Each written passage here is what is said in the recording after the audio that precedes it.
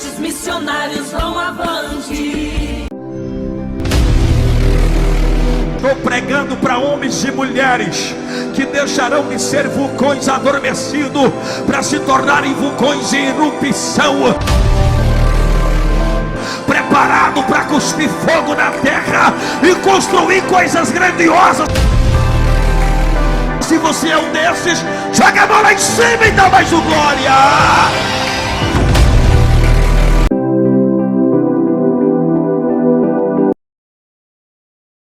Abra sua Bíblia, Gênesis, livro dos começos, Gênesis, Sefer Bereshit, né?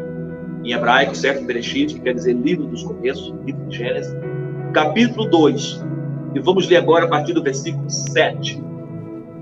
E formou o Senhor Deus o homem do pó da terra, e soprou em suas narinas o fôlego da vida. E o homem foi feito alma perfeita. Esse é o 7, né?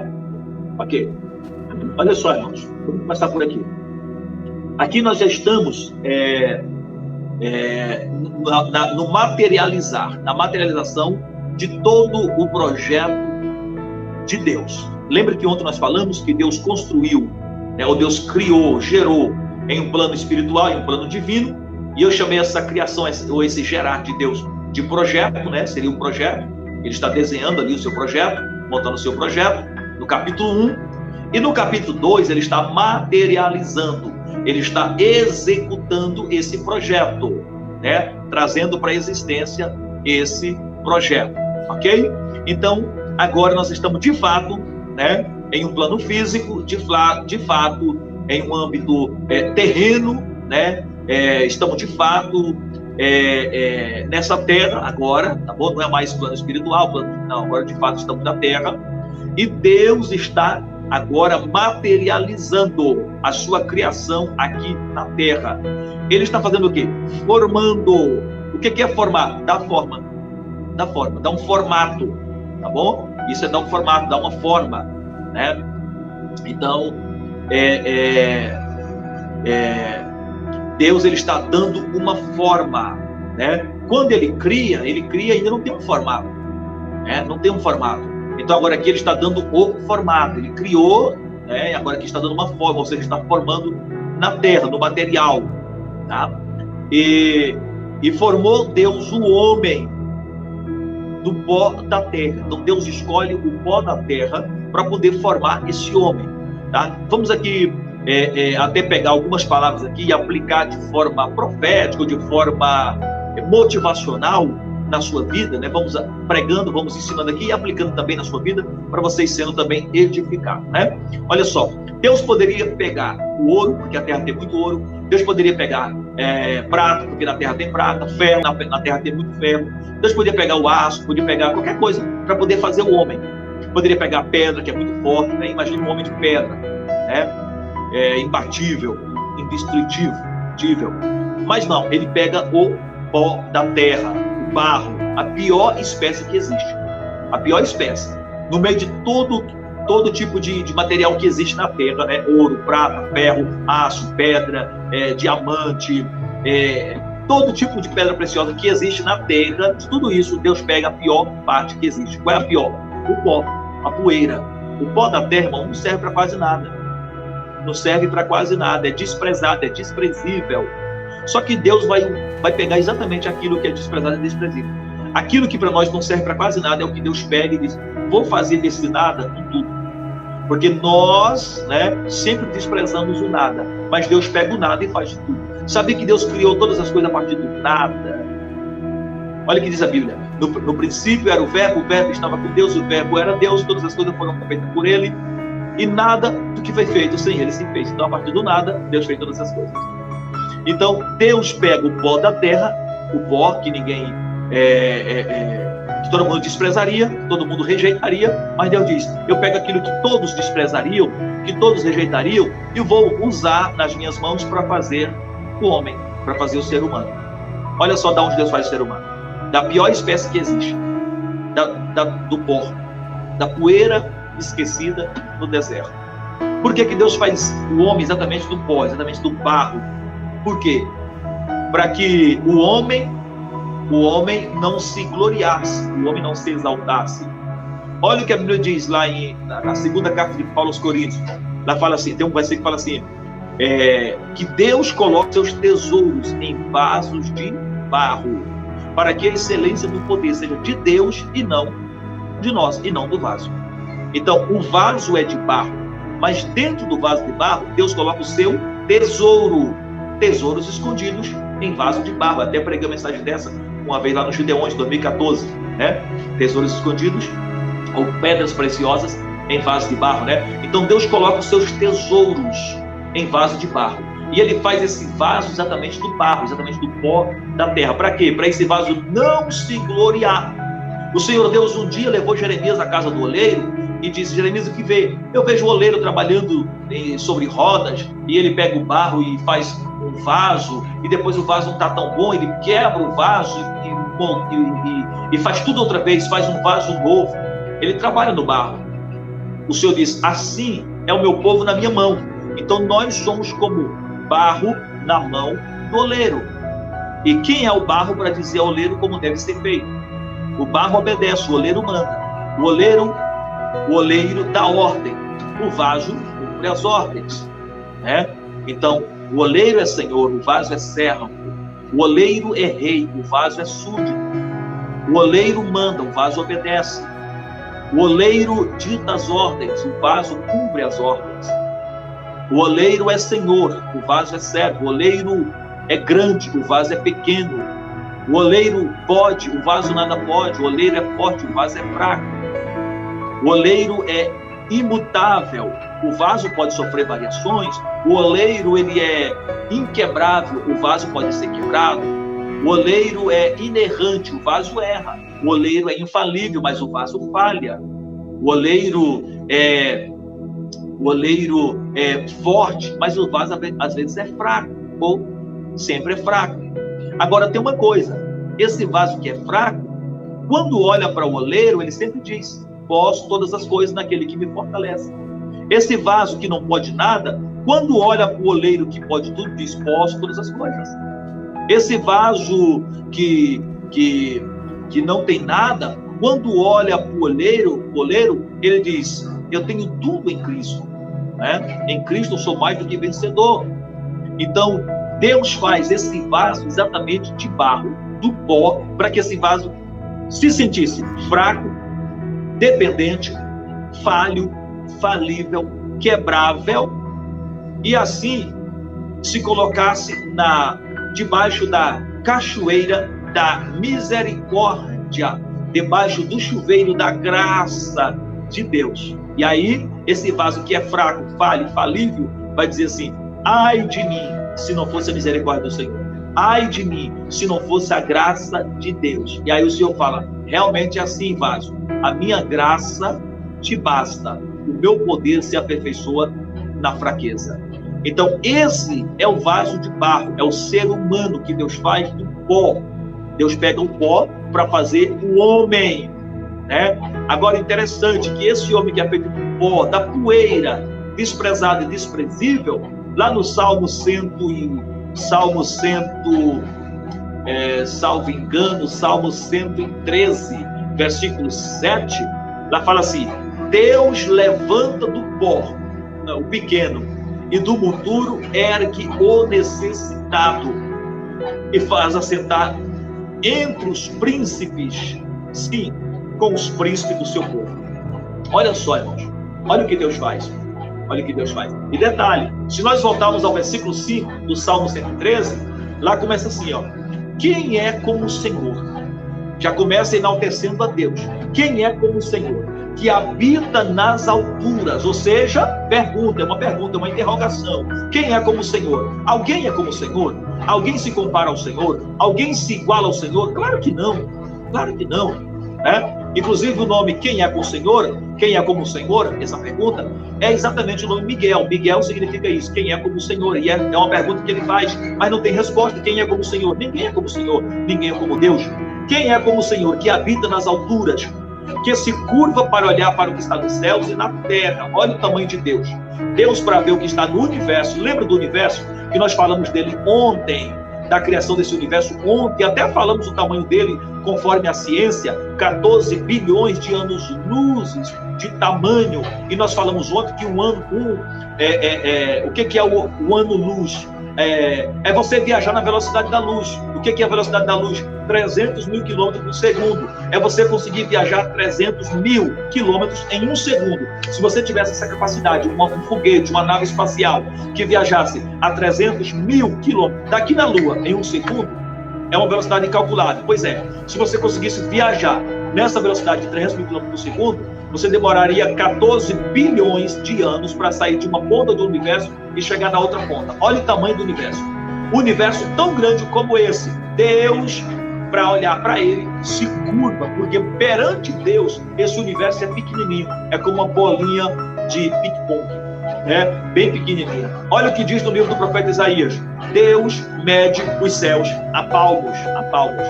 Aquilo que para ciência tem que usar computadores, irmãos, e computador sofisticado para poder calcular o tamanho desse universo, porque tem que multiplicar esses 300 mil quilômetros por segundo, multiplicar por 14 bilhões de anos, irmão, aí chegar ao número exato, né? Aquilo que a ciência vai usar computador sofisticado, Deus usa a mão, com palmos, 1, 2, 3, 4. Deus mede os céus a palmos. Então, olha o tamanho desse Deus. E é o que está dizendo o salmista. Quem é como o Senhor, que habita nas alturas, que se curva para ver o que está no céu e na terra, né? Então, olha o tamanho dele. Agora, olha o que vai dizer o próprio Salmo. E lá vai dizer assim, que do pó levanta o pequeno, e do monturo ergue o necessitado. Olha o que Deus faz. Esse Deus tão grande, tão imenso, tão imensurável, tão indescritível, tão incalculável, indizível, né? Inexplicável, sublime é esse Deus. E esse Deus tão grande, ele levanta do pó o pequeno e ergue do monturo o necessitado. Quem são esses? Eu e você.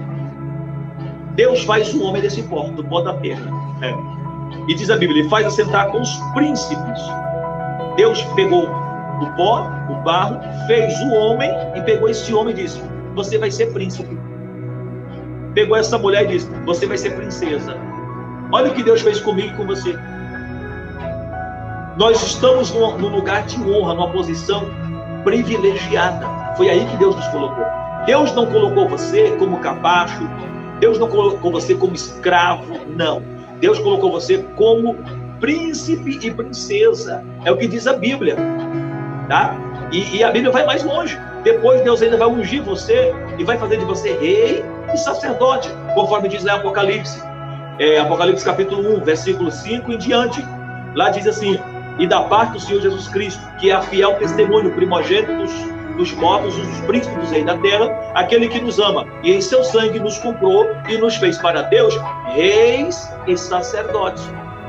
Então hoje nós somos, além de mais do que príncipes, nós somos reis e sacerdotes, tá? Para Deus. Então, amados, olha só o privilégio que Deus nos deu, ok? Então Deus faz o homem exatamente do pó da terra, e formou Deus o homem do pó da terra, daquilo que ninguém faria, Deus fez. A poeira desprezada, o pó desprezível, Deus pega aquilo ali e faz o homem. Fez eu e você. Quando Deus faz o homem, diz a Bíblia, e formou Deus o homem do pó da terra e soprou nas suas narinas o ruach, o espírito, pneuma, né? O espírito de vida. E o homem foi feito o quê? O homem se tornou o quê? Alma vivente. Alma vivente. Olha só, o homem é alma vivente. O homem tem uma alma. Nós somos tricotômicos, né? Nós somos espírito. Nosso corpo foi feito do pó da terra, como já lemos aqui. O nosso espírito, ele veio de Deus. Então, o nosso espírito, ele não foi ele não foi criado aqui na terra, ele foi gerado em Deus. Em Deus. Deus gerou o nosso espírito. Olha só, Deus, ele gera espírito e Deus cria matéria. Aprenda isso. Deus gera espírito e Deus cria matéria. Então Deus não criou o nosso espírito, Ele gerou o nosso espírito. Gerou aonde? Gerou nele mesmo. Nele nós somos gerados. Tá? O nosso espírito foi gerado em Deus. Quem é Deus? Deus é espírito. João capítulo 4. João capítulo 4. Lá Deus fala, Jesus fala isso. Deus é espírito. E importa que os verdadeiros adoradores o adorem em espírito e em verdade. Então, nesse espírito que é Deus, nós fomos gerados. Então, Deus gera espírito e cria matéria. Ok? Quando Deus sopra, esse sopro vem dele, é o hálito dele. Vem de dentro dele. O que é isso? O espírito, né? Uma parte de Deus. O fôlego de Deus é colocado dentro do homem, dentro do boneco de barro. Então agora ali existe um espírito. Existe um espírito. Quando acontece essa junção do espírito com o corpo, do espírito com a matéria, quando os dois se juntam, vai aparecer uma terceira pessoa aí, né? Vai aparecer alguém por nome de alma. Alma. E o homem foi feito alma vivente. Então nós somos tricotômicos. Nós somos espírito, alma e corpo. Tá? Nós somos espírito, alma e corpo. Todos aqueles que estão em Cristo, eles são espírito, porque Deus fez o homem espírito, que possui uma alma e um corpo. Tá? Deus fez o Adão assim, espírito, possuidor de uma alma e de um corpo. Quando o homem peca, depois do pecado, a coisa muda. Aí o homem se torna um corpo, possuidor de uma alma e de um espírito. Então, o homem que não tem Jesus, o homem que não está em Cristo, a mulher que não está em Cristo, ele é um corpo, ela é um corpo. Um corpo que possui uma alma e que possui um espírito. Ok? Quem não está em Cristo é um corpo que possui uma alma e que possui um espírito. Já quem está em Cristo é diferente. Quem está em Cristo é um espírito que possui uma alma e um corpo. É o contrário. Você está em Cristo, então você é espírito. Se alguém perguntar, quem é você? Eu sou um espírito que tem uma alma e um corpo. Eu possuo uma alma e um corpo, mas eu sou um espírito. Agora, quem não está em Cristo, quem não tem Jesus, e perguntar para ele, quem é você? Eu sou um corpo. Eu sou carne, eu sou matéria. Mas eu possuo uma alma e um espírito. É diferente. Vamos ver isso aqui rapidinho? Vamos lá para João capítulo 3. João capítulo 3, vamos ver ali, vê o versículo 5. A partir do versículo 5. João 3, a partir do versículo 5. Jesus respondeu, na verdade, te digo que aquele que não nascer da água e do Espírito não pode entrar no reino de Deus. Tá, aqui está falando do novo nascimento, ok? Quem está em Cristo nasceu de novo. Vamos ver o que acontece com quem está em Cristo, quem nasceu de novo. Vamos continuar lendo. O que é nascido da carne é carne, o que é nascido do Espírito é Espírito. Olha aqui, o que é nascido da carne é carne. Todos os homens, todas as mulheres nasceram da carne, ou não? Claro que sim. Você nasceu da carne. Foi gerado por um homem e por uma mulher. Na união íntima desse homem e desta mulher, gerou você. E aí você nasceu da barriga de uma mulher. 9 meses de gravidez, de gestação, nasceu você. Então você é nascido da carne. O que é nascido da carne é carne. Então quando você nasce da carne, você é o quê? Você é carne. Mas vai chegar um tempo da sua vida, quando você vai alcançar aí já uma certa maturidade espiritual, um nível de consciência, será 11 anos, 12 anos de idade, mais ou menos por aí, umas pessoas mais com outras menos, né? Mas na média isso aí, que você vai ter agora consciência do que é certo, do que é errado, do que é direito, do que não é. Aí você agora precisa o quê? Aceitar Jesus, receber Jesus como teu Senhor e Salvador. Quando você recebe Jesus e se arrepende dos seus pecados, confessando Jesus como Salvador, agora você nasceu do Espírito. Até então você tinha sido nascido da carne. Mas agora você nasceu do Espírito. Se você não aceitou Jesus, você continua nascido da carne. Então, o que é nascido da carne é carne. Então, você continua sendo carne. Uma carne que possui um Espírito. uma matéria que possui um espírito e uma alma. A partir do momento que você aceita Jesus, você nasceu agora do espírito, da água e do espírito. Aí diz, o que é nascido da carne é carne, mas o que é nascido do espírito é espírito. Então agora você se torna espírito. Um espírito que possui um corpo e uma alma. Então Adão foi feito assim, tá? Depois do pecado ele perde isso. Então todos aqueles que nascem de Deus, eles voltam à posição original de Adão e Eva. Espírito que possui uma alma e um corpo, ok? Então, o homem é um espírito agora, que possui uma alma e um corpo. Então o homem tem uma alma, e o homem foi feito alma vivente. Existe uma alma dentro dele. Essa alma, tá? O homem tem uma alma.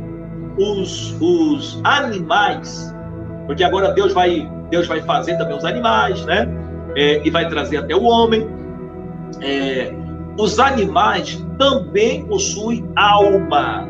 Os animais também possuem alma, tá? Acho que lá em Deuteronômio vai ter um versículo que vai falar sobre a alma dos animais, né? Inclusive, lá fala assim, que ninguém poderá comer o sangue do animal, porque é a alma do animal. Então o animal também possui uma alma, tá? O que é alma? Alma, a palavra alma no grego é psique, tá? A alma em grego é psique. O que é isso? Mente, consciência, estado de consciência, psique, mente, ok? Isso é alma.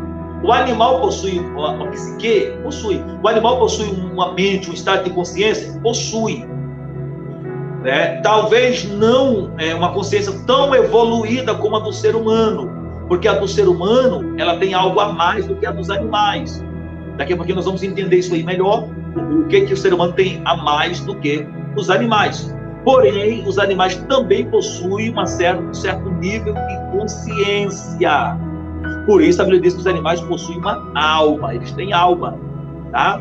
Eles têm alma. Perceba que animais, se eles forem aqui, veja um cachorro, o cachorro entrou aqui e sei lá, ele pisou num negócio lá que furou ele, que rasgou ele, ele não vai passar por ali mais. Veja que ele já sabe que ali é errado, ou seja, ele tem uma certa consciência de saber que aquilo é errado, que aquilo é certo. Né? Ele entrou aqui, você bateu nele, ele saiu, ele não vai entrar mais porque ele sabe que você vai apanhar. Então ele consegue ter um certo nível de consciência, não tão desenvolvido como o ser humano, ou talvez desenvolvido, mas do jeito deles, na linguagem deles, e para nós soa estranho.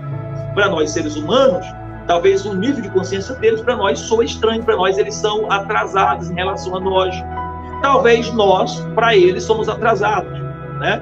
Talvez eles também nos vejam de outra forma, e a nossa linguagem para eles é uma linguagem diferente, e nós talvez seríamos atrasados em relação a eles, cada um no seu nível, cada um no seu mundo.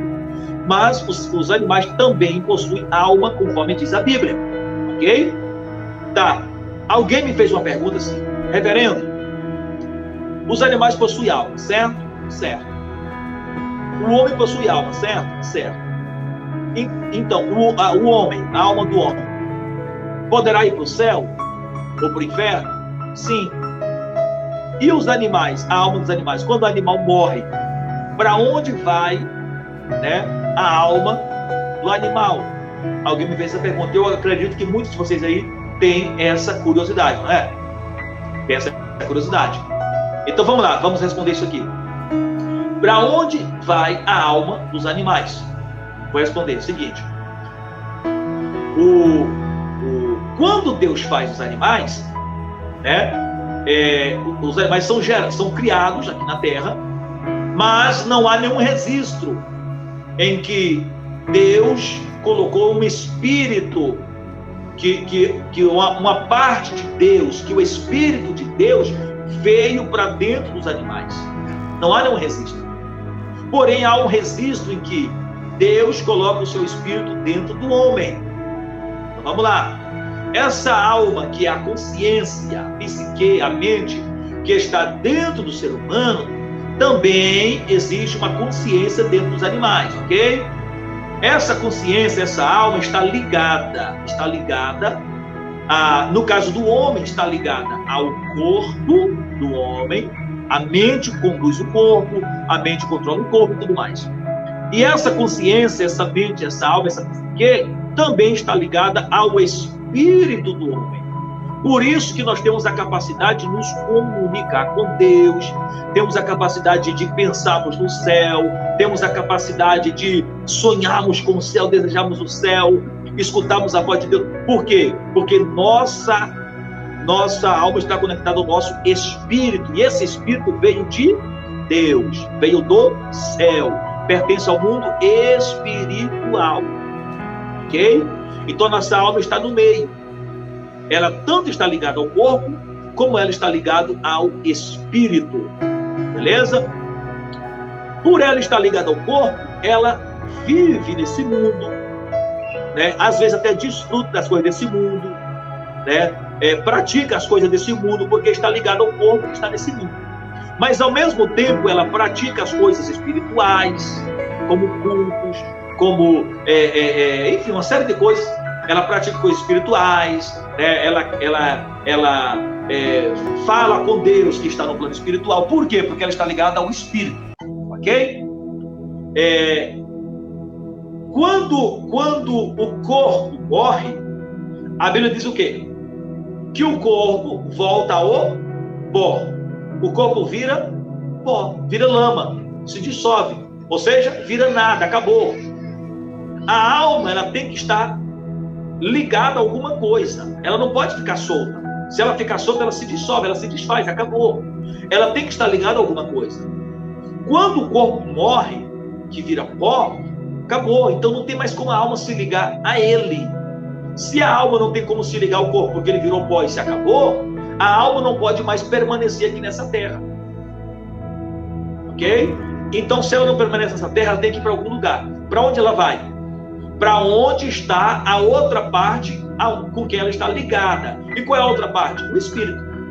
E aí ela vai para o mundo espiritual, porque é o mundo do espírito.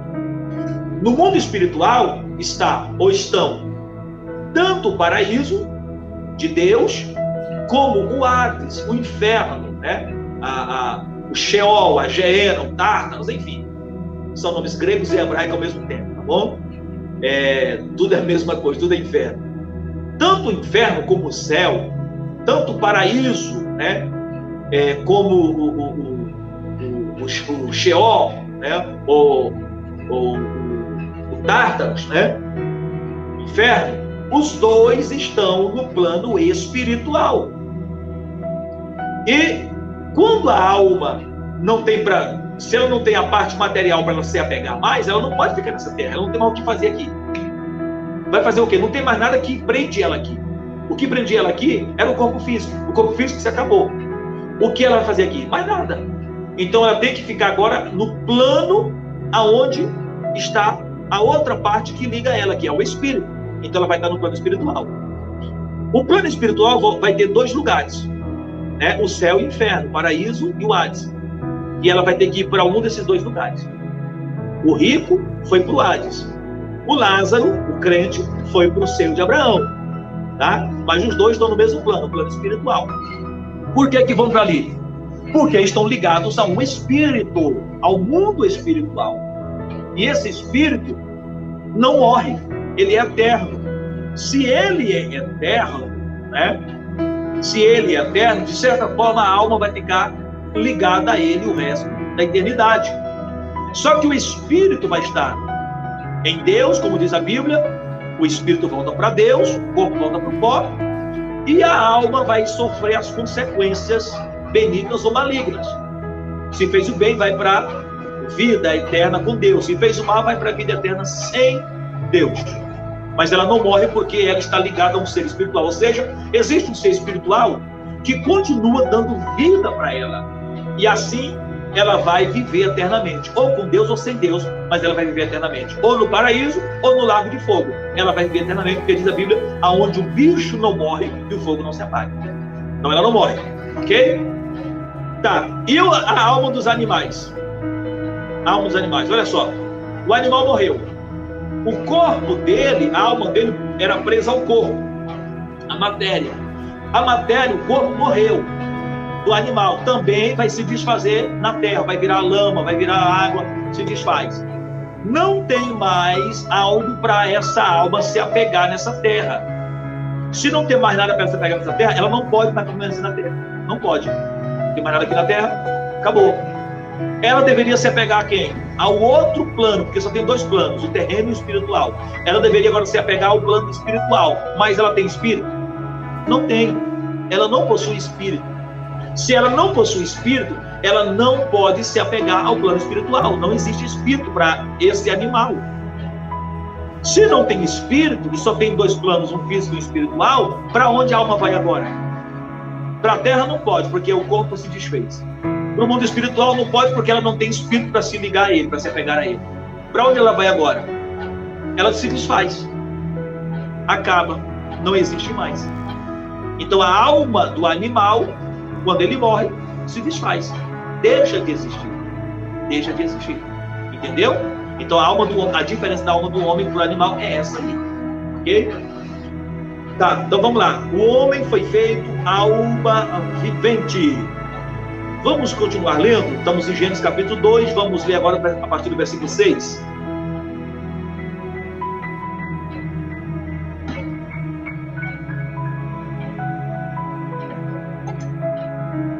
Acho que ela deu uma saidinha. Ah, travou. Aqui aí.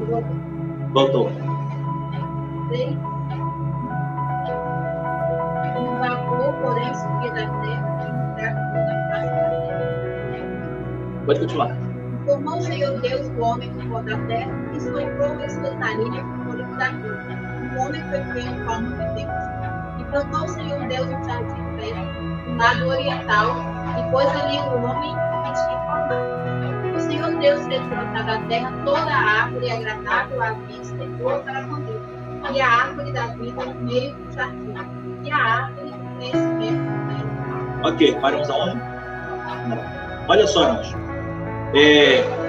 Formou o Senhor Deus o homem do pó da terra e tudo mais, né? E plantou Deus um jardim do lado do oriente do Éden. Plantou Deus um jardim do lado do oriente do Éden. Irmãos, poucas coisas o próprio Deus, aliás, Deus fez pessoalmente. A maioria das coisas ele vai dizendo, haja isso, haja aquilo, produz as águas, aqui a água produz os peixes, né? E a terra produz isso, e a terra faça brotar árvore. Então Deus sempre dando ordem, as coisas iam acontecendo. Algumas coisas ele faz pessoalmente, o homem foi uma delas. E formou Deus o homem do pó da terra. Então ele vai lá, pega com a própria mão e faz o homem. Uma delas. Por quê? Porque eram coisas especiais para Deus. Então o Deus faz questão de vir pessoalmente fazer. E uma outra coisa que o Senhor faz pessoalmente é plantar o jardim do Éden. Ele não deu ordem. Apareça o jardim. Não. E plantou o Senhor Deus um jardim na banda do oriente do Éden. Quem plantou o jardim? O próprio Deus. O próprio Deus foi lá, se vestiu de jardineiro, porque sempre quando Deus vai fazer algo, ele vai vestido a caráter. Deus é assim. Pode perceber na história, sempre que Deus vem, por exemplo, quando ele quer vir curar alguém, você vai ter uma visão de Deus. As pessoas que têm visões espirituais, estavam no leito, estavam no hospital e dizem, recebi uma cura, eu vi um homem vestido de branco, parecia um médico, não é assim? Sempre que ele vem curar alguém, ele vem vestido de médico. Quando ele vem para guerrear, ele vem de general. De general. Por exemplo, quando Josué viu aquele homem que vinha ter com ele veio como um general. Josué pensou que fosse um dos inimigos, que fosse um dos soldados que vinham lutar contra o exército de Israel. E Josué arrancou a espada e partiu contra ele, né? E perguntou, tu é dos nossos ou contra nós? E aquele homem disse, eu não sou nem contra nem a favor, eu sou o capitão dos exércitos celestiais. Então ele veio como general. Quem era ele? O próprio Jesus. O próprio Senhor Jesus. Então sempre ele vem a caráter, né? Quando ele vem, por exemplo, quando ele vinha arrebatar a igreja, ele virá vestido de noivo, veste resplandecente como noivo, né?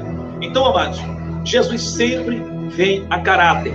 Por exemplo, quando Jesus foi restaurar a mulher, olha só, quando Jesus foi restaurar a mulher, que a mulher caiu, né? E a mulher caiu onde? No jardim. Então Jesus, depois da crucificação, na cruz de Cristo, na crucificação, ele restaura a mulher. Tá? Ah, pastor, mas ele restaurou a humanidade, inclui a mulher. Sim, ele restaura o homem e a mulher, tudo incluso na questão do pecado, no perdão do pecado. Mas ele especificamente, de forma especial, ele restaura a dignidade da mulher. Porque haviam duas coisas que a mulher havia perdido. Uma delas, a salvação, e a outra, a dignidade. Porque o homem perdeu só uma, a salvação. Mas o homem continuou exercendo o seu papel de homem. Ele votava, ele era votado, ele dava ordem, ele comandava, ele era chefe. Era o homem. A mulher era como se fosse escrava, empregada. Nos tempos bíblicos, nos tempos de Abraão, por exemplo, Sara chamava Abraão de Senhor. Nos tempos do Antigo Testamento, a mulher era como se fosse uma serva. Não era considerada uma esposa que tinha voz, que podia dar ordem também. Não. Ela era uma serva, quase uma escrava, uma criada. Para que servia a mulher? Para procriação, né? Para gerar. E é tanto que quando nascia um filho homem, ela ficava de resguardo uma quantidade de dias, né? E quando nascia uma filha mulher, o resguardo era o dobro de dias. Por quê? Porque nasceu uma filha mulher, e a filha mulher era desprezada. Não tinha valor. Então a mulher não tinha valor. Por que não tinha valor? Porque todos culpavam ela da queda. Todos diziam, ela é a culpada. Porque foi ela que comeu o fruto. A serpente não enganou o homem, a serpente enganou a mulher. Agora a mulher que enganou o homem. Então a mulher é a culpada. Então a culpa recaiu sobre a mulher. E a mulher, então, além de perder a salvação, ela perde a sua dignidade. Quando Jesus vai para o Calvário, ali ele salva, ele restaura o homem e a mulher, ele traz a salvação para os dois. Salvação. Mas aí ele vem trazer agora, restaurar a dignidade da mulher. E aonde a mulher foi enganada? No jardim. Aonde a mulher caiu? No jardim. Então teria que ser no jardim a restauração. Não podia ser em outro lugar. Porque Jesus, Deus sempre trata com você aonde você caiu. Ele trata com você no local da sua queda. Por isso que o Apocalipse, lá em uma das cartas a uma das 7 igrejas, lá fala assim, ó, lembra de onde tu caíste e volte ao primeiro amor. Por quê? Por que lembrar de onde caíste? Porque volta onde você caiu, porque lá é onde Deus vai te restaurar. Ele sempre vai restaurar você aonde você caiu.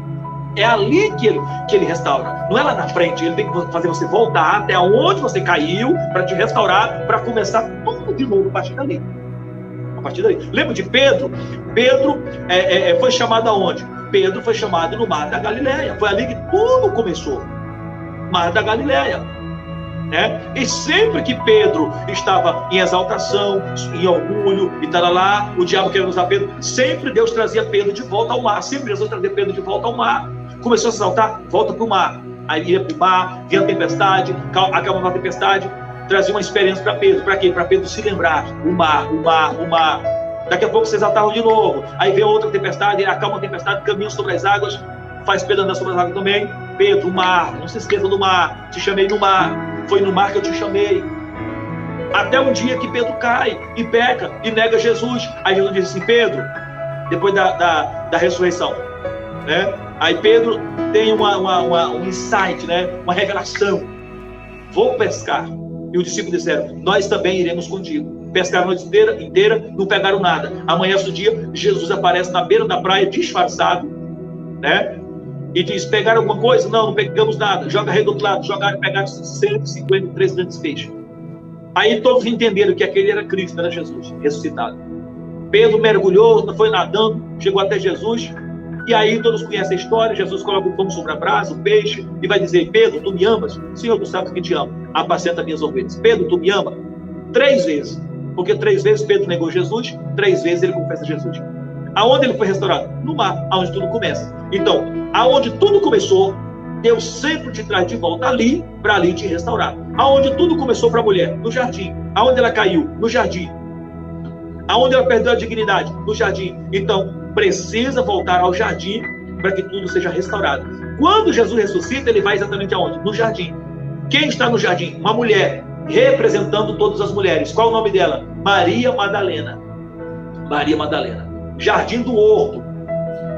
E ali Jesus vem disfarçado. Disfarçado de quem? De jardineiro. Está na Bíblia. Ela olhou não reconhecendo que era Jesus, mas pensando que fosse um jardineiro, porque ela pensou, porque ele estava vestido de jardineiro. E ela diz: jardineiro, aonde colocaste o corpo do meu Senhor? Aí Jesus revela: Maria, sou eu. Então ele veio restaurar a mulher através de Maria. Ele veio restaurar a dignidade da mulher. E ele veio a caráter, vestido de jardineiro. Por quê? Porque ele veio no jardim. Então estamos aqui no jardim do Éden. Deus está plantando, e plantou o Senhor Deus um jardim no lado do Oriente do Éden. Então Deus está a caráter, vestido de jardineiro. Veja Deus vestido de jardineiro, veja aí. E ele vai plantar um jardim. A Bíblia não diz, e Deus fez aparecer o jardim, que haja jardim. Não. E plantou o Senhor Deus, ele próprio plantou. Ele próprio foi lá, cavou o buraco, colocou o adubo ali, fertilizante e tal, e jogou a semente, e aguou ali, e depois foi cultivando, regando, entendeu? O próprio Deus plantou o jardim, foi o próprio Deus. Por quê? Porque era algo peculiar para ele, exclusivo para ele. Era algo especial para ele. Tudo aquilo que é especial para Deus, Deus não manda, ele vai pessoalmente fazer. Por isso que ele fez o homem, pessoalmente. Por isso que ele planta o jardim, pessoalmente. Porque aquilo é algo especial para ele. Ok?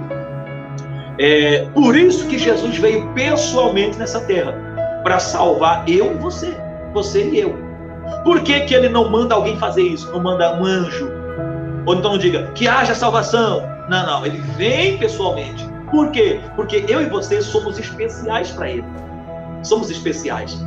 Porque Deus amou o mundo de tal maneira que deu o seu Filho unigênito para que todo aquele que nele crê não pereça, mas tenha a vida eterna. Somos especiais para ele. O amor dele é tamanho, tão grande por mim e por você, que ele não mandou. Ele mesmo veio. Ele mesmo veio. E o Verbo se fez carne e passou a habitar entre os homens. E vimos a sua glória como a glória do unigênito do Pai, cheia de fé, de graça e de verdade. Ele veio, porque você é especial para ele. Ok? E plantou o Senhor Deus um jardim no lado do Oriente do Éden. Observe uma coisa. A gente usa a expressão, e até eu coloquei no título, Jardim do Éden. Sempre usamos essa expressão, Jardim do Éden. Na nossa mente, Éden é um jardim. Na mente da maioria dos seres humanos, Éden é um jardim. E aqui nós aprendemos que Éden não é um jardim. Não é um jardim. Éden não é jardim. Olha só o versículo. Vamos ler de novo, né? Acho que versículo 8, aí. E plantou o Senhor Deus um jardim no Oriente, do lado oriental, depois que o homem que tinha formado. E plantou Deus um jardim no Éden. Não é é no. E plantou o Senhor Deus um jardim no Éden. Aonde ele plantou o jardim? No Éden. Então, Éden não é o jardim. Éden é uma região. E observe que plantou o Senhor Deus um jardim no Éden, na região oriental, ou seja, no lado do Oriente do Éden. O Éden tem um Oriente, tem um Ocidente, né? Tem um Leste, tem um lado Norte, enfim. Aliás, do lado do Oeste. Então, o Senhor plantou o jardim do lado do Oriente. Do lado do Oriente. Né? Em uma posição geográfica ali, um dos pontos cardeais, né? Vamos dizer assim. Então, ele plantou o jardim em um dos lados do Éden. Não foi em todo o Éden. Tá? Então, quando fala Éden, Éden não é jardim. Éden é uma região. Assim como nós temos regiões no Brasil. Por exemplo, nós temos a região norte do Brasil, a região sul do Brasil, né? A região sul é só Rio Grande do Sul? Não. Região sul, Rio Grande do Sul, Paraná, Santa Catarina. Região nordeste é só o Ceará? Não. Bahia, Rio Grande do Norte, Alagoas, Sergipe, Pernambuco, Piauí, Maranhão, Paraíba, enfim. Região nordeste. No próprio Ceará, onde eu moro, aqui no Ceará nós temos várias regiões. Aqui no Ceará nós temos a região dos Iamuns, região do Vale do Jaguaribe, região do Vale do Curu, região do Cariri. Eu moro na região Cariri. Cariri não é uma cidade, é uma região. Dentro do Cariri tem várias cidades. Tem Crato, tem Juazeiro do Norte, tem Barbalha, tem Caririaçu, tem Nova Olinda, tem Missão Velha, tem, enfim, Vaz Alegre, Farias Brito, um monte de lugar, né? Tudo isso na região Cariri. Então, Éden é uma região, ok? Nessa região chamada Éden, né, Deus plantou um jardim. Em todo ele? Não, apenas em um lado dele. Em um lado dele. Qual lado? No lado do Oriente. Plantou Deus o jardim do Éden, no lado do Oriente. Tá? Ali Deus plantou um jardim, pro lado do Oriente. Ok? Essa região chamada Éden era uma região sagrada. Por isso que Deus planta um jardim ali nessa região. Era uma região sagrada. Por que Deus não planta o jardim em toda essa região? Em todo o Éden, mas apenas em o lado oriente. Por que não planta em todo o Éden? Porque o Éden, o restante do Éden, estava ocupado por seres espirituais maléficos, que ocupavam espaços territoriais, porque tinham legalidades para isso. Seres espirituais malignos, demônios, ocupavam regiões territoriais, porque tinham legalidades para isso. Que seres espirituais são esses? Lúcifer e todos os seus demônios, tá? Uma quantidade enorme, incalculável. Talvez bilhões ou trilhões de demônios ocupavam aquela região chamada Éden. Vou repetir. Talvez trilhões, ou quem sabe quintilhões de demônios ocupavam aquela região chamada Éden. Era ali que os demônios estavam. Vamos para Ezequiel capítulo 28, e vamos ler a partir do versículo 13, né? Ezequiel capítulo 28, a partir do versículo 13, nós vamos encontrar uma expressão sobre Lúcifer, que é comparado aqui com o rei de Tiro. O rei de Tiro aqui simbolicamente fala de Lúcifer, é uma representatividade de Lúcifer, ok? Então vamos para Ezequiel capítulo 28, versículo 13 a seguir.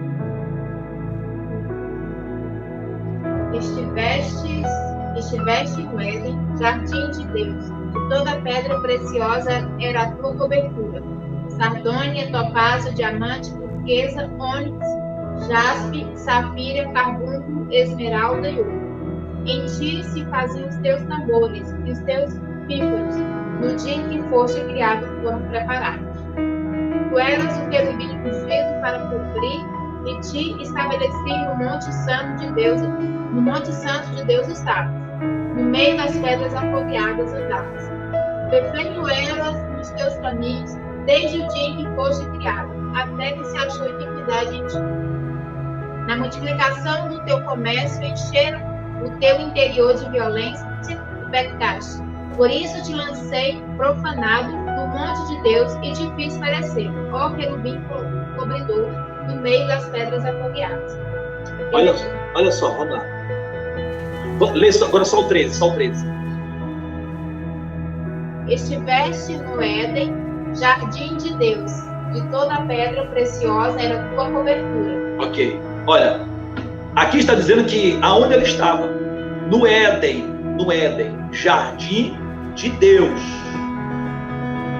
Aonde ele estava? No Éden, ok? Qual Éden? O mesmo Éden que agora está Adão e Eva. O jardim que Deus planta. Aliás, Deus não planta o jardim em todo o Éden, ele planta o jardim apenas do lado do Oriente agora. Só que esse Éden, agora que Lúcifer estava, esse Éden, ele também era um jardim. Quando Lúcifer estava nele, ele era um jardim. Porém, não era um jardim de flores, de frutas, um jardim vegetal. Não. Ele era um jardim mineral, um jardim de topázio, carbunclo, diamante, esmeralda, né? Berilo, ônix, jaspe, enfim, jardim de pedras preciosas. Ele era um jardim de pedras preciosas, jardim mineral e não jardim vegetal. Por que não era jardim vegetal? Porque Lúcifer não precisa de vegetação. Lúcifer não precisa de frutas. Ele não come, ele é espírito. E o que ele precisa? De algo que ele possa ver. Ele não sente gosto, ele não sente cheiro, ele não pode degustar, mas ele pode enxergar. Então ele podia ver o quê? Pedras preciosas. Ele apreciava aquilo. Aquilo era belo, né? Era algo glamouroso, luxuoso. E era ali que ele habitava. Ali, entre pedras de fogo, pedras afogueadas, tão brilhantes que pegavam fogo. Era ali que ele habitava. Aonde? No Éden. Um jardim mineral. Jardim esse que Deus criou para Lúcifer. Aonde era isso? Aqui na terra. Aqui na terra. Tá? Deus traz ele do plano espiritual para o plano físico. Até porque a terra, irmãos, estava ligada fortemente ao plano espiritual. Perdeu essa ligação, essa conexão depois da queda do homem, né? E também da queda do próprio Lúcifer. Quando Lúcifer cai, perde essa conexão. E quando o homem cai, acaba de perder. Quando Lúcifer cai, perde a conexão da terra com o plano espiritual. E quando o homem cai, perde a conexão do ser humano com o divino. Então Lúcifer habitava essa terra no Éden. Ele estava no Éden. No Éden.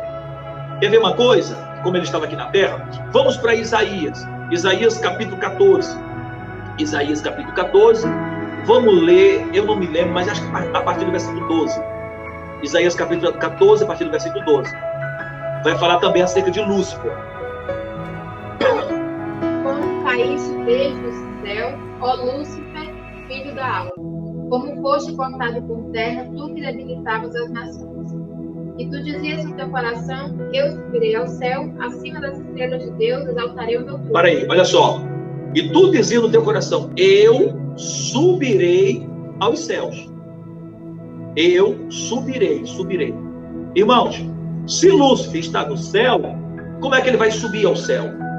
Para ele subir ao céu, ele tem que estar fora do céu. Eu subirei ao céu. Então, aonde que ele está? Abaixo do céu? Na terra. Por isso ele diz, eu subirei ao céu. Ok? E de fato ele tenta subir. Mas quando ele chega lá, aí ele cai do céu. E aí Jesus disse, eu vi Satanás caindo do céu como um raio. Tá? Então, onde ele estava? Na terra. Em qual região? No Éden, região do Éden. O Éden era um jardim completo. Todo o Éden era jardim. Até porque o nome Éden significa paraíso, né? Ou lugar de prazer, lugar de delícias. É isso que significa o nome Éden. Então, o Éden era um jardim, porém um jardim mineral. Quando Lúcifer peca e cai, ele cai exatamente, ele passa a morar exatamente aonde ele morava, nesse jardim. Aliás, nesse Éden, que era um jardim mineral, só de pedras preciosas, mas não vegetal. Agora, o Senhor Deus vai plantar um jardim. Agora sim, vamos ter um jardim de flores, de frutas, de árvores. Deus vai plantar um jardim aonde? No Éden. Em todo o Éden? Não. Ele vai plantar na região do Oriente do Éden. As outras regiões do Éden, o restante ali, era habitado por seres espirituais, por demônios, Lúcifer e seus seguidores, os anjos caídos. Os anjos caídos. Eles habitavam ali. Eles estavam ali. Ok? Ali eles estavam. Presos, aprisionados. Estavam aprisionados. Uma parte dos anjos caídos, uma parte dos demônios, foram aprisionados no abismo. Em Apocalipse nós vamos encontrar quando abriu abriu a tampa do poço do abismo, saiu fumaça, na fumaça saiu gafanhoto com poder de escorpiões, que tinha cabelo de mulher e rosto de homem. Ali são demônios, e o número deles era 200 milhões, ou seja, é um número enorme, né? 200 milhões, são demônios que estão presos no abismo, são demônios tão perigosos quanto Lúcifer, tá? Tão perigosos quanto Lúcifer, talvez até mais perigoso do que ele. Por isso eles estão presos até hoje, porque a terra não suportaria esses demônios, não aguentaria. Eles vão ser soltos só no período da grande tribulação. Estão presos lá até hoje, estão presos. Uma outra parte desses demônios, o próprio Apocalipse vai falar que eles estão presos próximo ao rio Eufrates, está no Apocalipse. E foi dada a ordem a um anjo para soltar os demônios, os anjos que estão presos próximo ao rio Eufrates. É outra parte desses demônios. Estão presos lá até hoje também. Só serão soltos no período da grande tribulação. Porém, uma outra parte desses demônios vão estar no Éden. Aonde? Em todo o Éden, exceto dentro do jardim. No jardim está apenas o homem e a mulher. Os demônios estão ali no Éden, fazendo o que lá? Preso, aprisionado, como se fosse uma gaiola. Imagina aí uma gaiola, uma prisão. Ali eles estão. Poderão sair? Não. Tem permissão para sair? Não. Estão presos e trancados. Aonde? No Éden. E aonde fica o Éden? Na terra. A terra pertence a quem? Ao homem. Lembra que Deus disse? A terra é sua, dominai-a e sujeitai-a. A chave da terra está na mão do homem. Ninguém poderá transitar pela terra, andar pela terra, se manifestar na terra, se o homem não permitir. Deus vinha à terra porque o homem deixava. A terra era do homem. Até o próprio Deus respeitava isso. O diabo só poderia andar pela terra se o homem permitisse. Por quê? Porque ele estava preso. Alguém precisaria abrir essa prisão para ele sair. Quem é esse alguém? O homem. É o único que tem a chave da terra. Ok? Então, grava bem isso, Ele está preso numa gaiola. Daqui a pouco nós vamos entender isso aí, essa gaiola e esses demônios que estão presos aí. Plantou o Senhor Deus um jardim no Éden, no lado do Oriente, ok? Certo isso aí? Beleza. Vamos continuar lendo, a partir do versículo 9, né? É isso? Capítulo 2, a partir do 9, né?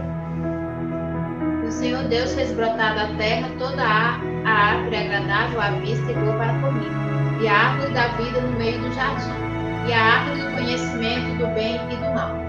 E saiu o rio do Éden para regar o jardim, e dali se dividia e se tornava em 4 braços. O nome do primeiro é Pison, este é o que rodeia toda a terra, de Avilá, onde há ouro. Olha só, vamos lá.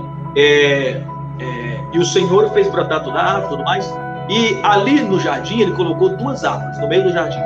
Ele colocou a árvore da vida e a árvore do conhecimento do bem e do mal, né? Ou a árvore da ciência, depende da tradução. Tem tradução aí que vai falar a árvore da ciência do bem e do mal. A árvore do conhecimento é a mesma coisa. Ciência e conhecimento é a mesma coisa. Deus coloca no meio do jardim o quê? 2 coisas. A árvore da vida e a árvore da ciência do bem e do mal. Primeiro, por que ele coloca no meio do jardim? Porque também são coisas especiais e importantes para Deus. Tudo que é importante para Deus, ele sempre coloca no meio, tá? Sempre vai colocar no meio. Por exemplo, Jesus está ali falando com os fariseus e tem alguém doente. Ele fala para aquele alguém que está com a mão mirrada, vem para o meio. E aí ele cura o rapaz. As grandes coisas, os grandes milagres sempre faz no meio, né? Jesus foi crucificado no meio de 2 ladrões. Jesus disse, aonde houver 2 ou 3, eu estou no meio. Então, ele sempre coloca as coisas importantes no meio, tá? E João falou assim, eu ouvi os 24 anciãos, eu vi os 4 seres viventes, e no meio do trono eu vi um cordeiro, né? Então ele sempre está no meio.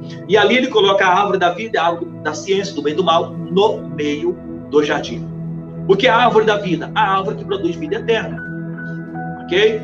A árvore que produz vida eterna. Adão chegou a comer dessa árvore? Não. Porque Adão já tinha vida eterna. Adão veio perder essa vida eterna quando ele peca. A Bíblia diz que por causa do pecado do homem entrou a morte. A morte só entrou no mundo por causa do pecado. Enquanto não tem pecado, não tem morte. Se não tem morte, a vida é para sempre, a vida é eterna. Adão não precisava comer dessa árvore, porque a vida era eterna. A partir do momento que ele peca, ele passa a necessitar dessa árvore, se ele quiser viver eternamente de novo.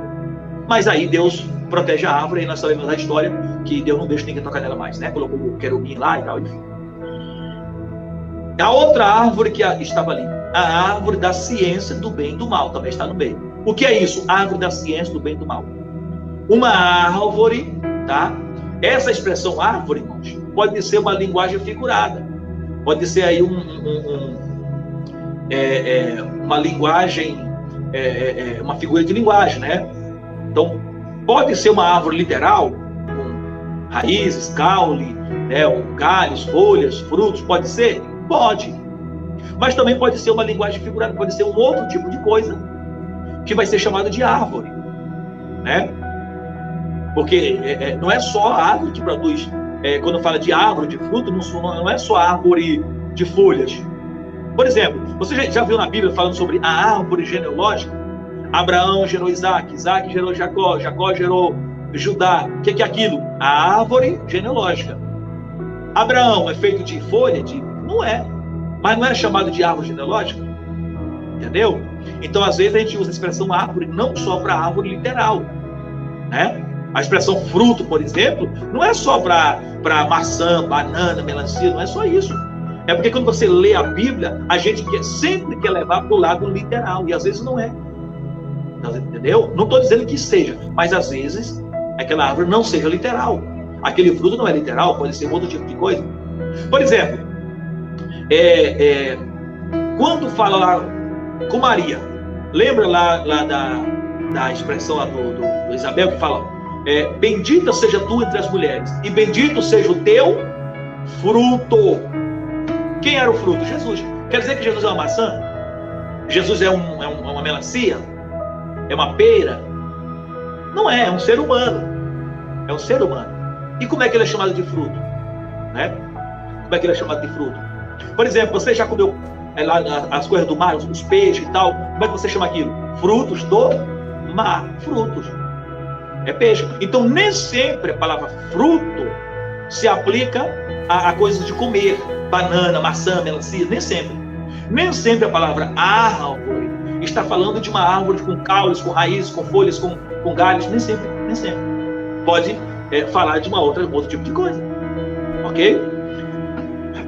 Aqui fala o seguinte: da árvore da ciência do bem e do mal. Que árvore é essa? Já está falando aqui, ó, ciência. Ciência. Que árvore é essa? A árvore da ciência. A árvore da ciência. Já está falando tudo, não precisa mais buscar explicação. A árvore da ciência. A árvore do conhecimento. Ou seja, o que é isso? Conhecimento científico.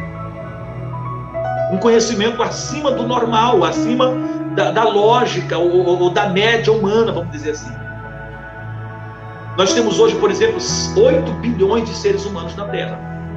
A maioria deles conhecem coisas normais, que todo mundo conhece, sabe dirigir um carro, sabe operar uma máquina, sabe cozinhar um arroz, um feijão, acender um fogo, coisas normais, que todo mundo sabe. Porém, uma minoria mesmo, poucas pessoas sabem fazer uma nave espacial que vai até a Lua. Poucas pessoas sabem construir um aparelho de celular com um sistema cibernético, tanto nele como no aparelho de notebook ou de computador, para poder gerar uma conexão, uma comunicação, né? Através de um sinal de satélite, né? A internet e tal. Poucas pessoas sabem fazer isso. Poucas pessoas sabem gerar energia elétrica ou descobrir como gerar isso. Poucas pessoas conseguem trabalhar com esse processo chamado eletromagnetismo, descoberto por Michael Faraday. O eletromagnetismo. Poucas pessoas sabem dessas coisas. Poucas pessoas sabem, né, como fazer para colocar um satélite em órbita da Terra. Hoje nós temos, aliás, hoje não, já há alguns anos atrás eu ouvi falar que nós já estamos com mais de 8.000 satélites só desativados. 8.000 satélites e fragmentos em volta da Terra, em órbita da Terra. Tá? A milhares de quilômetros para cima. Acima da atmosfera. Como fazer isso? Como colocar esse satélite lá? E ficar flutuando, girando pela Terra e não cai. Como fazer isso? Como descobrir isso? E de lá que se opera aqui para a Terra. De lá que se envia um sinal da internet, um sinal de rádio, de televisão. É por ali. E sabia que tem gente morando lá? Sabia não? Pois é, tem gente morando lá. Tem gente morando lá no satélite, fica lá 6 meses, aí desce, vai outro. Uma nave vai lá, coloca no satélite, a pessoa desce, entra o outro, volta. É assim que funciona. Poucas pessoas sabem fazer isso. Essas poucas que sabem fazer isso, o que é que elas têm? Conhecimento científico. Ou seja, esse conhecimento científico, o resultado disso, aprender a fazer isso, se chama fruto. O fruto é o resultado. Tá? O fruto é o resultado. Então, poucas pessoas conseguem esse resultado. consegue obter esse fruto. Que fruto é esse? Fruto da ciência. Que árvore é essa? A árvore da ciência. A árvore do conhecimento. É exatamente isso. Essa árvore pode ser uma árvore literal, com galhos, folhas? Pode. Mas pode também ser um outro tipo de árvore. Pode ser uma linguagem simbólica aí, para mostrar um outro tipo de coisa que nele tinha um conhecimento. Por exemplo, hoje nós temos uma árvore da ciência. Qual é ela? Livros.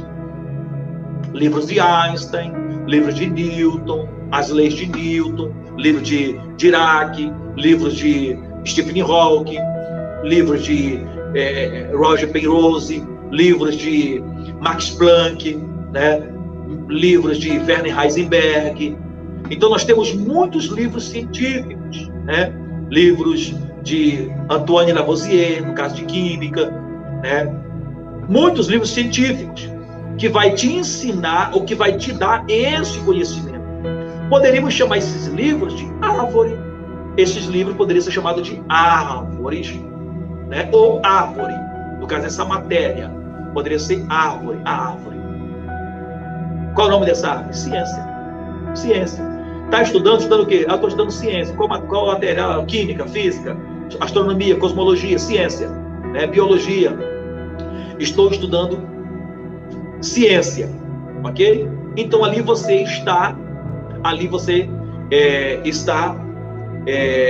se apropriando, né, da árvore da ciência, comendo do fruto. Qual é o fruto? Aprendizagem, conhecimento aí. Você está comendo desse fruto, né? Você está comendo desse fruto, o fruto do conhecimento, o fruto da ciência, ok? No caso de hoje, não estou falando que aquela árvore era um livro, não estou dizendo isso, mas pode ser, ok? Nada garante que seja uma árvore literal, nada garante que seja uma árvore literal. Pode ser uma árvore literal? Sim, mas também pode não ser. Como eu já disse, a Bíblia foi escrita na linguagem literária, mas também a Bíblia é escrita numa linguagem simbólica, alegórica e, acima de tudo, espiritual, profética. Tem muitas passagens bíblicas que é literal, tem passagem bíblica que é poética, não é literal, né? Deus usa símbolos para poder falar de alguma coisa, como eu já aqui expliquei, beleza? Então essa árvore, nós não sabemos se era literal ou se era simbólica, mas lembra de uma coisa, o nome dela é ciência, tá? Ali havia um conhecimento enorme, um conhecimento guardado ali, um conhecimento compactado ali, naquela árvore, né?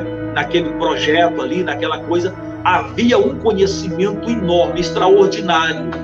Conhecimento esse não somente de levar o homem a construir naves espaciais, de levar o homem a construir foguetes, satélites, não só isso, de levar o homem a construir aparelhos celulares, computador, não. Um conhecimento acima disso, muito mais do que isso, tá? Um conhecimento que leva o homem a chegar ao nível de um ser divino. Um conhecimento tanto físico quanto espiritual. Porque o conhecimento que os homens têm hoje, no caso científico, é conhecimento físico. O homem sabe tudo sobre o mundo físico, sobre o plano físico, né? Porém, se você pergunta um cientista quem é Deus, ele não vai ter uma definição para quem é Deus. Ah, Deus é o universo, Deus é a força criadora, Deus é a própria natureza. Eles vão dizer algum tipo, né? Se perguntar para Nietzsche, por exemplo, Nietzsche, quem é Deus? Diz, Deus não existe, Deus está morto. Para Nietzsche, Deus morreu, né? Então, amados, eles têm conhecimento de terreno, físico, mas não têm um conhecimento espiritual. Eles não sabem nada do que é o céu, né? Qual o tamanho do trono de Deus, como funcionam os pensamentos do Altíssimo, qual a altura, a largura e a profundidade do Eterno, né? Aonde termina, aonde está o final das profundezas de Deus. Eles vão saber disso? Claro que não. Por quê? Porque a Bíblia diz que as coisas que o olho nunca viu, o que o ouvido nunca escutou e jamais subiu o coração do homem, são as que Deus reservou para aqueles que o amam. Mas Deus nos revelou pelo seu Espírito. Só o Espírito tem essa revelação, porque o Espírito penetra todas as coisas, até mesmo as profundezas de Deus. Esse conhecimento só o Espírito Santo tem, e ele dá para quem ele quer, mas não dá para qualquer um. Não é porque a pessoa estudou e que aprende, tá? Porém, nessa árvore da ciência estava todo o conhecimento, conhecimento físico e conhecimento espiritual, dos dois planos, dos dois mundos. Essa era a árvore da ciência. Essa era a árvore do conhecimento. Conhecimento de quê? Conhecimento do bem, que é o espiritual, é Deus, e conhecimento do mal, que é o Malchut, que é o plano do homem, plano terreno, plano físico. Ok? Conhecimento da luz e conhecimento das trevas. Conhecimento do bem e conhecimento do mal. O que é o bem? O bem é o contrário do mal. O que é o mal? O contrário do bem. Né? O que é as trevas? O contrário da luz. Então, aqui nessa árvore tem o conhecimento das duas coisas, desde a luz às trevas, desde o bem ao mal, desde de Deus ao diabo, ou aos homens, né? Desde dos céus à terra, né? Conhecimento desde o espiritual ao material. Tudo está nessa árvore da ciência, que foi colocada no meio do jardim, beleza? Vamos ler. Olha, que horas temos agora? Amados, já são 8h13. Vamos fazer o seguinte, vamos dividir isso aqui em duas partes. Amanhã a gente continua e amanhã nós vamos falar sobre a serpente, a queda do homem e da mulher, no caso o homem e a mulher sendo enganado pela serpente. A queda do homem e da mulher no jardim do Éden, né? A serpente e a queda do homem. A serpente e a queda do homem e da mulher, ok? Amanhã a gente fala sobre a serpente e a queda do homem e da mulher. Tranquilo? Pode ser assim? Porque se a gente for entrar agora no capítulo 3, eu vou demorar mais de 1 hora. Aí vai ficar lá para 10 da noite. E se eu entrar no capítulo 3 e falar um pouquinho dele, uns 10, 15 minutos para poder... E aí não vai dar. Aí a gente não vai entender nada. Então vamos resumir isso aqui agora e vamos transformar essa mensagem em uma parte 2, ou amanhã a gente vai para um outro tema, mas falando amanhã do capítulo 3 sobre a queda do homem e da mulher no jardim do Éden. Pode ser? Beleza? Então, amados, eu vou orar com todos vocês, abençoar a tua vida, né? Abençoar você, abençoar a sua casa, a sua família, abençoar tudo aquilo que te pertence, né? Tudo aquilo que é seu, abençoar, declarar cura, milagre sobre a sua vida, em nome de Jesus, né? Orar para que Deus venha abrir mais ainda o teu entendimento, para que você venha compreender mais ainda da palavra de Deus. Nós estamos numa série em Gênesis. Cada dia vamos estar comentando um assunto em Gênesis, até terminar o livro de Gênesis. Vai ser legal, vai ser bom. Acredito que muitos aí estão aprendendo, né? Talvez tenha alguém que não está conseguindo entender, pegar o raciocínio, absorver. Isso é normal, tá bom? Mas não desista, continue com a gente aqui, que você vai chegar. Água mole e pedra dura, tanto bate até que fura, né? Água mole e pedra dura, tanto bate até que fura, tá? Olha só, irmãos, deixa eu falar aqui só um pouquinho.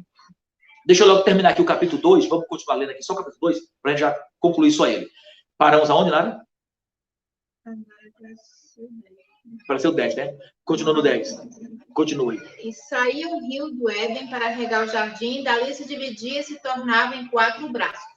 O nome do primeiro é Pison, este é o que rodeia toda a terra de Avilá, onde há ouro.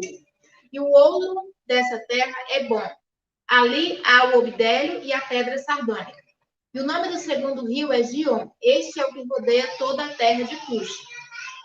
E o nome do terceiro rio é Tigre, este é o que vai para o lado oriental da Síria. E o quarto rio é o Eufrates. Ok. Olha só, aqui nós temos 4 braços de rios, né? O Gion, Pison, o Tigre e o Eufrates. O Tigre e o Eufrates é conhecido de todos, inclusive entre esses 2 rios, Tigre e Eufrates, toda a região entre um e outro é chamada de Mesopotâmia, Féstio Crescente, ou Crescente Féstio, aonde estava ali a região, antigamente a região da Suméria, da Babilônia, né? Enfim. Nós vamos chegar nisso aí lá na frente, lá na época da Torre de Babel, vamos falar disso aí, tá bom? Então, a região da Mesopotâmia, onde Abraão nasceu, Mesopotâmia, Ur dos Caldeus ficava aí, ok? Entre o Tigres e o Eufrates, tá? São 4 braços de rio. Esses 4 braços saíam de um só rio. Esse um rio saía do Éden. Então, o Éden estava na cabeceira desse rio, ou seja, lá na nascente, A nascente desse rio era dentro do Éden. Do Éden saía um rio e esse rio se dividia em 4 braços. Ok? Então, aonde ficava o Éden? Na cabeceira desse rio que dá origem aos 4 rios. É ali que ficava o jardim do Éden. Vamos continuar lendo para ir até o final do capítulo 2. E tomou o Senhor Deus o homem, e o pôs no jardim do Éden para o lavrar e o guardar. E ordenou o Senhor Deus ao homem, dizendo: de toda a árvore do jardim comerás livremente, mas da árvore do conhecimento do bem e do mal, dela não comerás, porque no dia em que dela comeres, certamente morrerás. E disse o Senhor Deus: não é bom que o homem esteja só, far-lhe-ei uma ajudadora idônea para ele. Havendo, pois, o Senhor Deus formado da terra todo animal do campo e toda ave dos céus, os trouxe a Adão, para este ver como lhe chamaria. E tudo que Adão chamou a toda a alma vivente, isso foi o seu nome. E Adão pôs os nomes a todo o gado e às aves dos céus e a todo o animal do campo, mas para o homem não se achava ajudadora idônea. Então o Senhor Deus fez cair um sono pesado sobre Adão, e este adormeceu. E tomou uma das suas costelas e cerrou a carne em seu lugar. E da costela que o Senhor Deus tomou do homem, formou uma mulher e trouxe-a a Adão. E disse a Adão: esta é agora osso dos meus ossos e carne da minha carne. Esta será chamada mulher, porquanto do homem foi tomada. Portanto, deixará o homem o seu pai e a sua mãe, e apegar-se-á à sua mulher, e serão ambos uma carne. E ambos estavam nus, o homem e a sua mulher, e não se envergonhavam. Ok? Então, amados, nós paramos hoje. Paramos hoje aqui na criação, no caso aqui o Adão já foi criado, foi formado, agora a mulher foi formada, foi trazida ao homem, os animais já receberam os seus nomes, né? E o interessante é que aqui fala que o homem deu o nome a todos os animais domésticos, selváticos, né? Os animais do campo, répteis e tudo mais, ele deu o nome a tudo isso, né? Então, Adão tinha um conhecimento também, aliás, tinha uma mente extraordinária, né? Para você conseguir dar nome a tudo isso, depois de se lembrar de todos os nomes que você deu, não é fácil, não. Eu conheço pais e mães que têm 20 filhos, 15 filhos, e às vezes esquece o nome de um dos filhos, né? Vai falar com o João, ele chama, ô José, não, o Bastião, o Pedro, o menino, o João, vem cá. Passa a hora para lembrar o nome de um dos filhos, né? Porque tem lá 10, tem 12 filhos. Agora imagina você dar nome aí, sei lá, milhares de seres, né, vivos, que são animais e tudo mais, milhares de seres vivos, dá nome a cada um deles. Você vai se chamar leão, você vai ser o leopardo, você é o rinoceronte, você é a zebra, você é o elefante, você é o cavalo, você é a égua, você é o porco, você é o cachorro, você é a vaca. Dá o nome a tudo, você é o papagaio, é isso, aquilo. Depois se lembrar de, qual o nome desse aqui mesmo que eu dei, se eu não lembro mais. Quer dizer, não é fácil não. Para fazer tudo isso, tem que ter uma mente muito boa, uma mente excelente, uma mente que trabalhava no seu 100% da sua capacidade. Essa era a mente humana, tá? Essa era a mente do homem. Trabalhava no seu 100% de capacidade, ok? Então o homem, de certa forma, já tinha um nível de conhecimento, né? Já tinha um nível de conhecimento. Porém, o que é lhe proposto é um conhecimento maior do que esse que ele já tinha. Um conhecimento já mais do que o humano, um conhecimento divino. É isso que a serpente vai propor para ele. E nós vamos saber disso amanhã, tá? No próximo episódio, na próxima mensagem de amanhã, ok? Militantes missionários vão avante.